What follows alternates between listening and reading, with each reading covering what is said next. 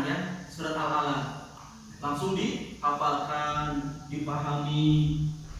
Dalam riwayat Ibnu Mas'ud radhiyallahu anhu, ya, dari Ibnu Mas'ud itu dikatakan kami itu ya tak kala ada hadir 10 ayat, maka kami tidak pernah melewati 10 ayat sebelum kami menghafal, memahaminya, mengamalkannya, baru kami beranjak kepada ayat selanjutnya.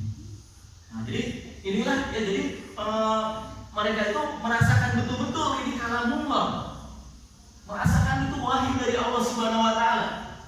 Ya, karena dengan turunnya berangsur-angsur ini. Jadi ayat Al-Quran ini turun sekaligus merubah perilaku dan kehidupan diri yang masyarakat, sehingga terbangunlah peradaban Islam. Jadi ayat-ayat Quran ini turun ini bukan berupa mushaf-mushaf, tulisan-tulisan saja, ya. Bukan hanya teoretik-teoretik saja, tapi ia juga turun sekaligus dalam membangun jiwa-jiwa as-saksiyah thayyibah, ya, jiwa yang luar biasa yang ia dikuatkan oleh Al-Quran.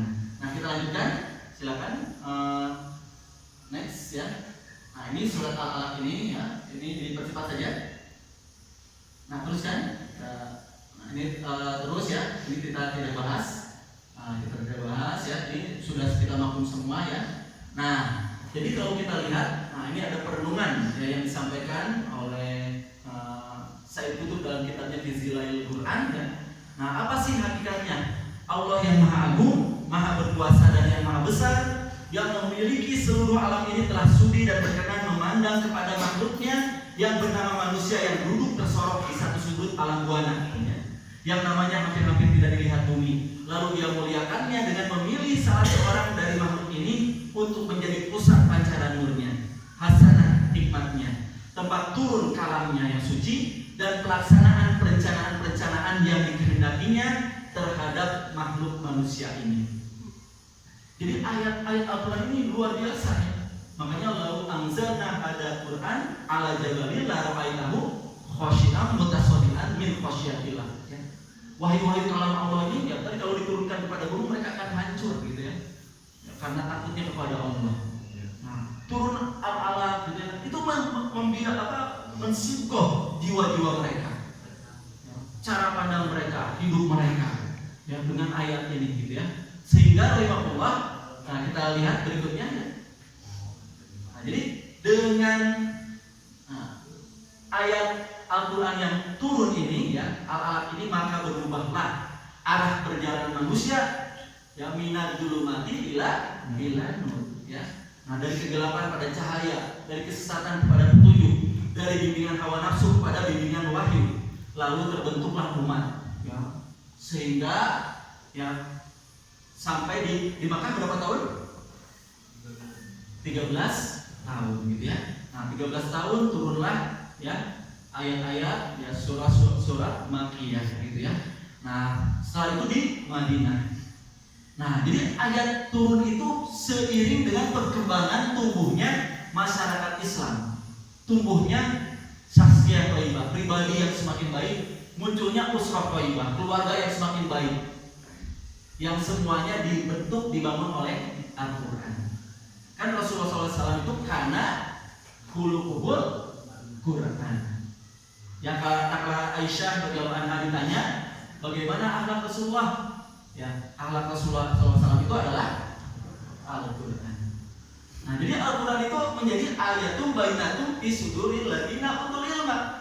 Ayat-ayat yang nyata dalam kehidupan para sahabat ya. Nah, coba kita lihat ya. Inilah yang menyebabkan ya. Jadi mereka itu memahami ini kalamullah. Ya, bukan kalam biasa, ini kalam Allah ya. Nah, kalau kita lihat ya bagaimana sikap sahabat terhadap Al-Quran gitu ya. Nah, ini saya contohkan saja ya. Rahimahullah, sahabat itu terhadap Al-Quran waktu turun ayat ya, lan tanalul birra hatta tunfiqu mimma tuhibbun.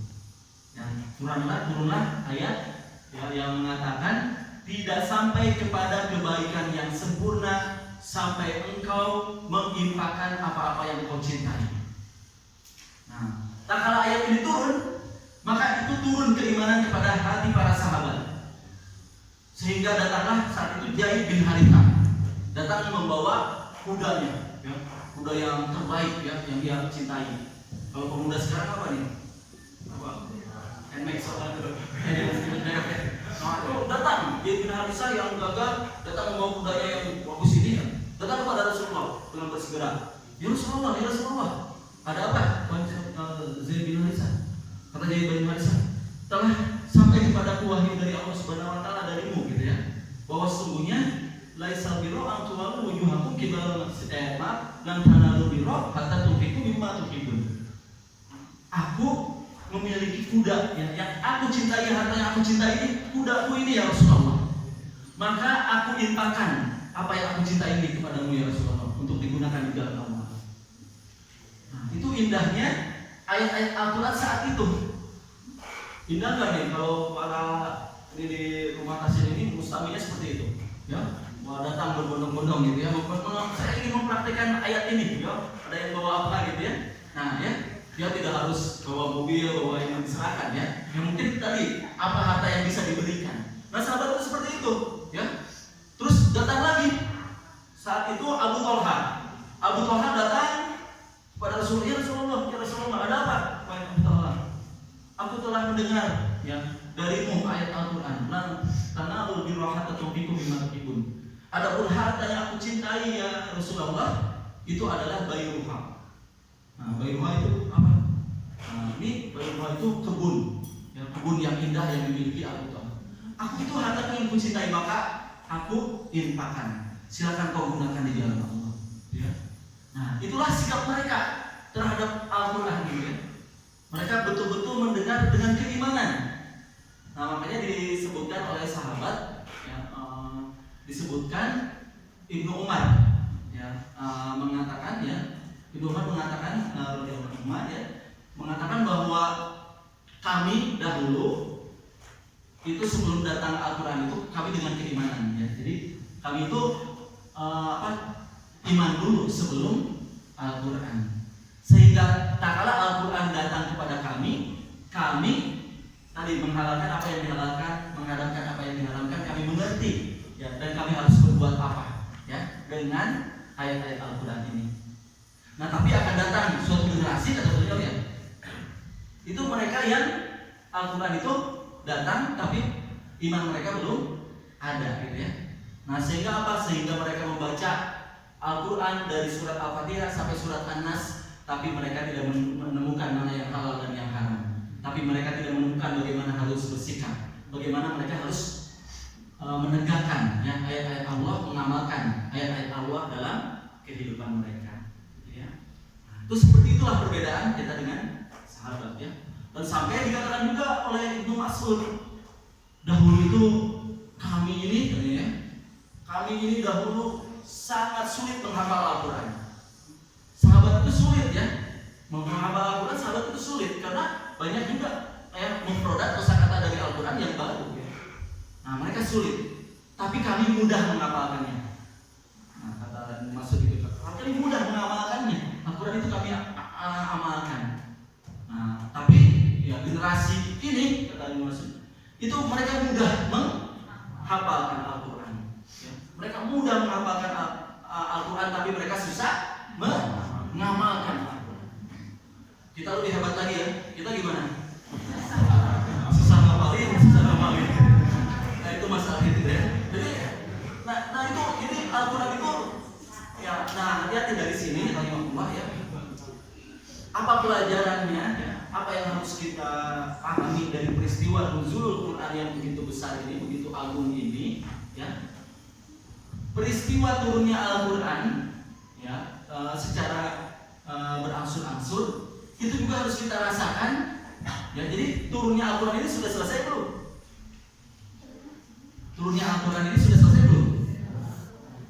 Ya, kalau misalnya pada Rasulullah SAW dan para sahabat, ya, sebagai mushaf itu sudah selesai. Tapi turunnya Al-Quran, ayat-ayat Al-Quran kepada hati kita, ya. Turunnya ia menjadi ayatum bainatum bisuduril ladina utul ilma. Itu sudah selesai belum? Itu belum selesai. Turunnya Al-Quran kepada diri sehingga diri kita berubah, ya. turunnya Al-Quran kepada keluarga kita sehingga keluarga kita menjadi keluarga yang Qurani, turunnya Al-Quran kepada sebuah masyarakat sehingga menjadi masyarakat Al-Qurani, itu belum selesai. Setiap saat kita harus merasakan ya, Al-Quran itu ayat demi ayat nuzul turun kepada jiwa-jiwa kita. Malaikat Jibril masih bekerja enggak? Apa sudah pensiun ya? Sudah, karena sudah Nabi Muhammad Rasulullah SAW pertama Nabi sudah. Nah, malaikat Jibril kan masih ya memberikan ilhamat ya. Nah, tahlilan wahyu-wahyu ini menjadi ayat bayyinah ini, ayat yang terus kita hayati ya, kita pelajari, kita amalkan dalam kehidupan ini gitu ya. Nah, ini rahasia inilah ya, maka rahimahullah ya. Ini